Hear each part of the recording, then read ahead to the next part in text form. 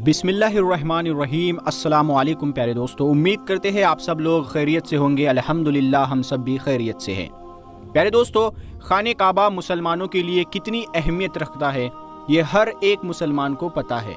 दुनिया के हर एक शख्स को पता है कि मुसलमानों के नज़दीक खाने काबा की क्या अहमियत है।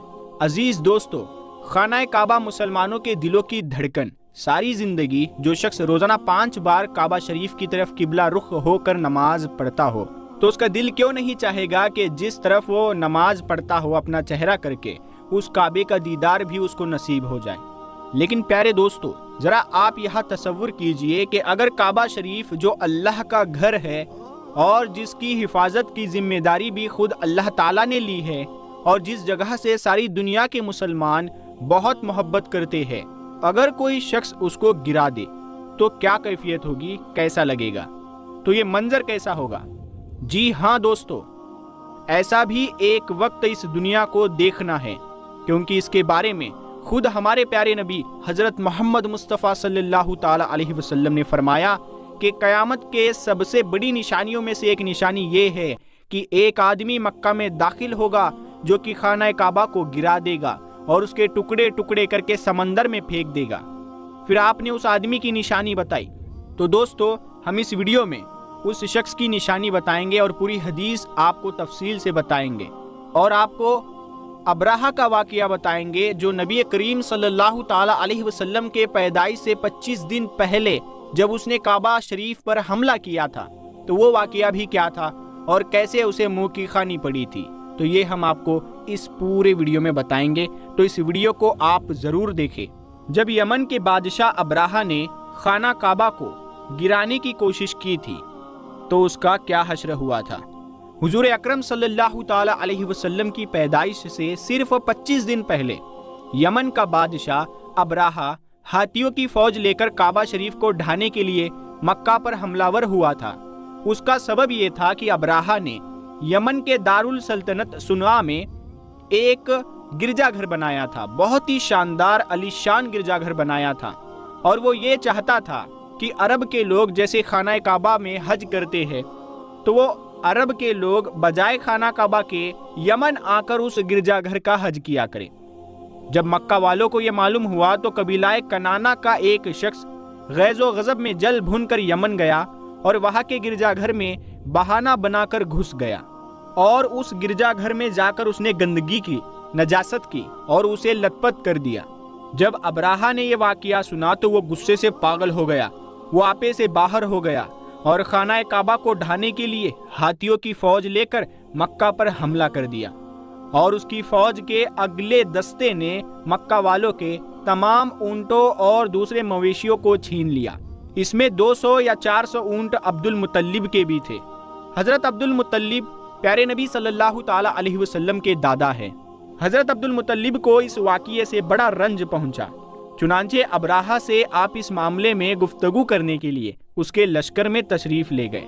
जब अब्राहा को मालूम हुआ कि कुरैश का सरदार उससे मुलाकात के लिए आया है तो उसने आपको अपने खेमे के अंदर बुला लिया, और जब अब्राहा ने हज़रत अब्दुल मुत्तलिब को देखा कि वो एक बुलंद कामत रोबदार और निहायत ही हसीन व जमील आदमी हैं जिनकी पेशानी पर नूर जाहो जलाल चमक रहा है, तो सूरत देखते ही अब्राहा मरऊब हो गया और बेख्तियार तख्ते शाही से उतरकर आपकी ताज़ीम व तकरीम के लिए खड़ा हो गया और अपने बराबर बिठाकर दरियाफ्त किया कि पूछा कि कहिए सरदार कुरैश, यहाँ आपकी तशरीफ लाने का क्या मकसद है।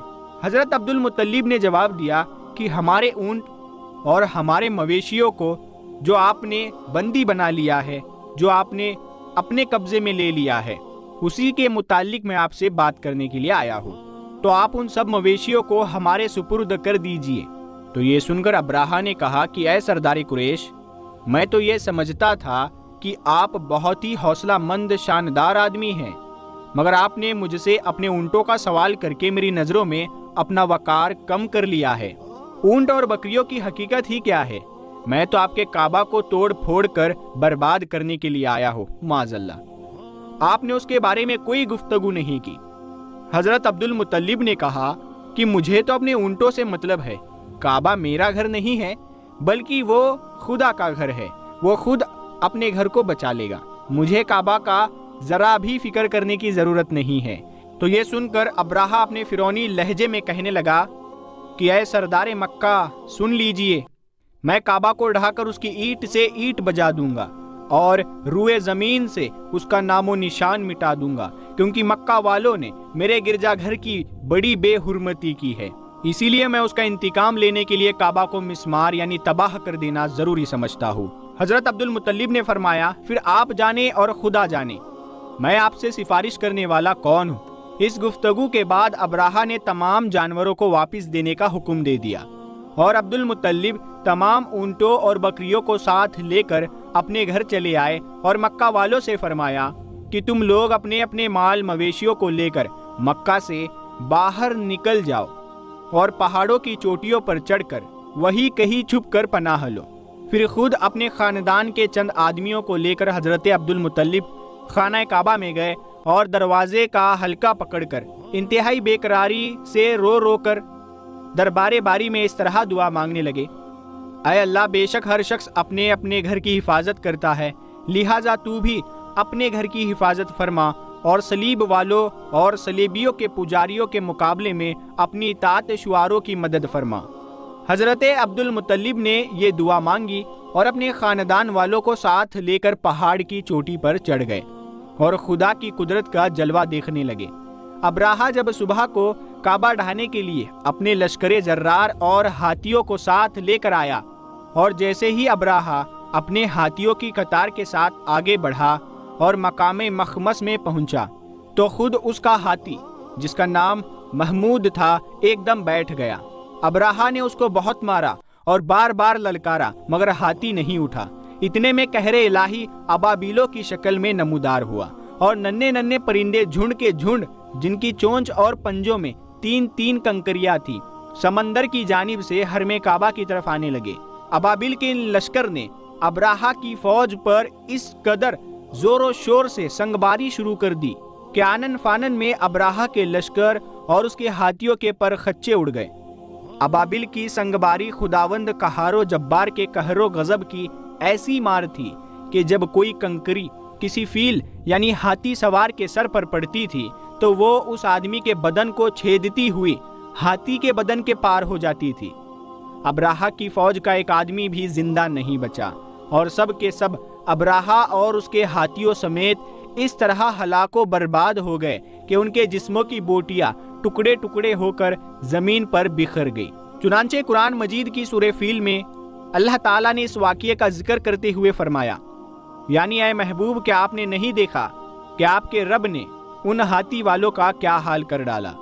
کیا ان کے دعووں کو تباہی میں نہ ڈالا اور ان پر پرندوں کی ٹکڑیاں بھیجی تاکہ انہیں کنکر کے پتھروں سے مارے تو انہیں چبائے ہوئے بھوس جیسا بنا ڈالا۔ جب ابراہہ اور اس کے لشکریوں کا یہ انجام ہوا تو عبد المطلب پہاڑ سے نیچے اترے اور خدا کا شکر ادا کیا اور تمام اہل عرب ان کو ایک خدا رسیدہ بزرگ کی حیثیت سے قابل احترام سمجھنے لگے۔ تو دوستو، اب آپ کو اس واقعے کے بارے میں بتاتے ہیں جو قیامت کے نزدیک پیش آئے گا، جس کے بارے میں حضرت محمد مصطفیٰ صلی اللہ تعالیٰ علیہ وسلم نے فرمایا تھا۔ اللہ پاک کا آپ صلی اللہ تعالیٰ علیہ وسلم پر خاص کرم یہ ہے کہ آپ صلی اللہ تعالیٰ علیہ وسلم کو اللہ پاک نے تمام علوم عطا فرمائے جن کا تصور ہمارا انسانی ذہن کبھی نہیں کر سکتا۔ جو بات ہمارے نبی صلی اللہ تعالیٰ علیہ وسلم نے فرما دی وہ پوری ہو کر رہے گی۔ اللہ پاک ارشاد فرماتا ہے، اور وہ یعنی نبی کوئی بات اپنی خواہش سے نہیں کرتے، وہ وہی کہتے ہیں جس کی انہیں وحی کی جاتی ہے۔ اللہ کے علم کے سمندر کے مقابلے میں نبی اکرم صلی اللہ تعالیٰ علیہ وسلم کا علم ایک ستارہ ہے۔ آپ صلی اللہ تعالیٰ علیہ وسلم کا یہ قطرہ تمام مخلوق کے لیے ایک سمندر کے برابر ہے۔ یہ بات سچ ہے کہ ہم آپ صلی اللہ تعالیٰ علیہ وسلم کے علم کے بارے میں اندازہ نہیں لگا سکتے۔ اللہ کی ذات تو بہت ہی وسیع ہے، ہم اس کا اندازہ کس طرح لگائیں گے؟ آپ صلی اللہ تعالیٰ علیہ وسلم نے اپنے سے پہلے گزرے ہوئے انبیاء کرام اور ان کی امتوں کے ساتھ ساتھ آنے والے وقتوں کے بارے میں بھی فرمایا۔ محدثین اور مفسرین کا کہنا ہے کہ جب قیامت قریب آنے والی ہوگی تو خانہ کعبہ کو گرائے جانے کا واقعہ پیش آئے گا۔ جن لوگوں کو اس کے بارے میں علم نہیں ہے ان کو اس بارے میں حدیث مبارکہ کی روشنی میں بتاتے ہیں۔ خانہ کعبہ اللہ پاک کی نشانیوں میں سے ایک عظیم الشان نشانی ہے۔ جب تک کعبہ قائم ہے اس وقت تک دنیا بھی قائم اور دائم رہے گی۔ جب خانہ کعبہ کو گرا دیا جائے گا تب قیامت رونما ہوگی۔ جب قیامت قریب آئے گی تو ایک بدبخت حبشی خانہ کعبہ کو گرا دے گا، پھر قیامت آئے گی۔ محمد مصطفیٰ صلی اللہ تعالی علیہ وسلم نے فرمایا، حبشہ کو چھوڑے رہو جب تک وہ یمن چھوڑے رہے، کیونکہ کعبے کا خزانہ نہ نکالے گا مگر حبشہ کا ایک چھوٹی پنڈلیوں والا، کعبے کو گرانے والا ایک غیر مسلم حبشی ہوگا۔ حبشہ کے بارے میں ایک روایت ہے کہ ایتھوپیا جو ہے اس میں جو افریقن ایریا ہے اس کو حبشہ کہا جاتا ہے۔ حبشہ سے ایک حبشی کعبہ معظمہ کو گرانے کی ارادے سے اور اس کے نیچے سے خزانہ نکالنے کی نیت سے پوری رات چلے گا، یہاں تک کہ وہ کعبے تک پہنچ جائے گا۔ یہ بات مشہور ہے کہ کعبے کے نیچے بہت سارے بادشاہوں کا خزانہ دبا ہوا ہے۔ وہ شخص اسی لالچ میں اسی خزانے کو حاصل کرنے کے لیے خانہ کعبہ کو ڈھا دے گا۔ اس کمینے حبشی کے بارے میں آپ صلی اللہ تعالی علیہ وسلم نے ارشاد فرمایا، اس حبشی کی شکل و صورت ایسی ہوگی کہ وہ چھوٹی پنڈلیوں والا ایک حبشی ہوگا جو خانہ کعبہ کو گرائے گا۔ جبکہ بخاری شریف میں لکھا ہے کہ رسول اللہ صلی اللہ تعالی علیہ وسلم نے فرمایا، گویا میں اس حبشی کو دیکھ رہا ہوں، وہ کالا اور چوڑی ٹانگوں والا ہے، کعبہ کے پتھر اور اینٹوں کو اکھاڑ اکھاڑ کر پھینک رہا ہے۔ بخاری شریف میں ہے کہ قرب قیامت کے وقت حضرت عیسیٰ علیہ السلام کی وفات کے بعد جب لوگوں کے سینوں سے قرآن پاک اللہ تعالیٰ اٹھا لے گا اور دنیا میں کوئی بھی اللہ اللہ کہنے والا نہ ہوگا تو اس کے بعد وہ بدبخت حبشی خانہ کعبہ کو گرائے گا۔ اس حدیث میں افز کا لفظ استعمال ہوا ہے، اور افز وہ ہے جو اکڑتا ہوا چلے یا چلنے میں اس کے دونوں پنجے نزدیک رہے اور دونوں ایڑیوں میں فاصلہ رہے۔ وہ حبشی مردود جو قیامت کے قریب خانہ کعبہ کو ڈھائے گا وہ اس شکل کا ہوگا۔ دوسری روایت میں ہے اس کی آنکھیں نیلی، ناک پھیلی ہوئی ہوگی اور پیٹ بڑا ہوگا۔ اس کے ساتھ اور بھی لوگ ہوں گے، وہ کعبہ کا ایک ایک پتھر اکھاڑ ڈالیں گے اور سمندر میں لے جا کر پھینک دیں گے۔ یہ قیامت کے بالکل نزدیک ہوگا۔ اللہ تعالیٰ سے دعا ہے کہ اللہ پاک ہمیں نیک کام کرنے کی توفیق دے اور برائیوں سے دور رہنے کی ہمیں ہمت و توفیق عطا فرمائے، آمین یا رب العالمین۔ پیارے دوستو، کمنٹ باکس میں آمین ضرور لکھیں، کیا پتا کس کا لکھا آمین کب قبول ہو جائے۔ تو اگر یہ ویڈیو آپ کو پسند آئی ہے تو آپ اس ویڈیو کو لائک کریں، اپنے دوستوں میں شیئر کریں۔ ہم ملتے ہیں اگلی ویڈیو میں، تب تک کے لیے السلام علیکم ورحمۃ اللہ وبرکاتہ۔